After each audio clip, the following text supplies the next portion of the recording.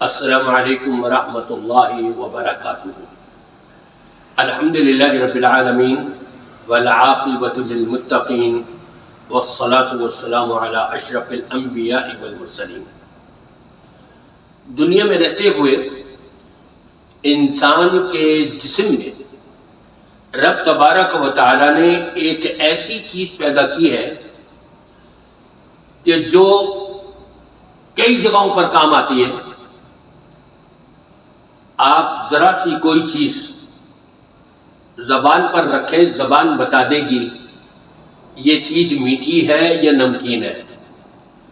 زبان بتا دے گی کہ نمک بہت تیز ہے، زبان بتا دے گی مٹھاس بہت زیادہ ہے، زبان بتا دے گی یہ چیز گرم ہے، زبان بتا دے گی یہ چیز کڑوی ہے۔ پورے جسم کے اندر انسان کا جسم کا کوئی ایسا حصہ نہیں جو اتنے کمالات رکھتی ہو، اور یہی زبان ہے دشمنوں کو اپنا بنا لیتی ہے، اور یہی زبان ہے اپنوں کو دشمن بنا دیتی ہے۔ اسی لیے نبی پاک صلی اللہ علیہ وسلم کا ارشاد اور فرمان ذرا سنیے۔ آپ فرماتے ہیں اذا اصبح ابن آدم فإن الأعضاء كلها تكفر اللسان۔ جب انسان صبح کرتا ہے تو وہ جسم کے تمام اعضاء اس سے عرض کرتے ہیں، استدعا کرتے ہیں کہ ہمارے متعلق اللہ سے ڈرنا تم۔ الفاظ حدیث کے یہ ہیں فَتَقُولُ اتَّقِ اللَّهِ فِينَا، ہمارے بارے میں تم اللہ سے ڈرتے رہنا۔ یہ انسان کے جسم کے تمام اعضاء گویا کہ زبان کو یہ کہہ رہے ہیں فَإِنَّمَا نَحْنُ بِكَ، ہم تو تمہارے ساتھ ہیں، اور کیفیت یہ ہے ہم تیری بدولت ہیں۔ تو اگر سیدھی رہی تو ہم بھی انشاءاللہ سیدھے رہیں گے، اور اگر تو ٹیڑھی ہوئی تو ہم بھی ٹیڑھے ہو جائیں گے۔ کیا مطلب؟ اے زبان، اگر تو نے بدتمیزی کی، اگر تو نے گالی گلوچ کری، اگر تو نے لڑائی جھگڑا کیا، اگر تو نے بد کلامی کری، تو میاں زبان تجھ پر تو چوٹ نہیں لگے گی، چوٹ ہم پورے جسم کے اوپر ہمارے لگنی شروع ہو جائے گی۔ محبت رہی، تیرے اندر سچائی رہی، جھوٹ نہیں آیا، تو پھر ہمارا پورا یہ جسم جو ہے یہ بھی گویا کہ سیدھا سیدھا رہے گا، پھر ہمیں کوئی پریشانی اٹھانے کی ضرورت پیش نہیں آئے گی۔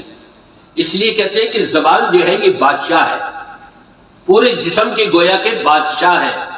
زبان چاہے تو پورے جسم کو چورا چور کر دے، زخمی کروا دے، لہو لہان کرا دے، اور زبان ہی ہے کہ یہ میٹھی مٹھاس کے ساتھ بولتے ہوئے ہمیں شاباش دلوا دے۔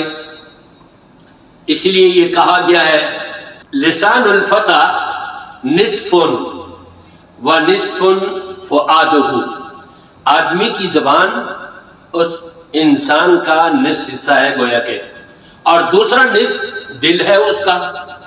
فَلَمْ يَبْقَ إِلَّا صُورَةُ اللَّحْمِ وَالدَّمِ، اور اس کے بعد صرف خون اور گوشت پوشت کی ایک صورت ہی باقی رہ جاتی ہے۔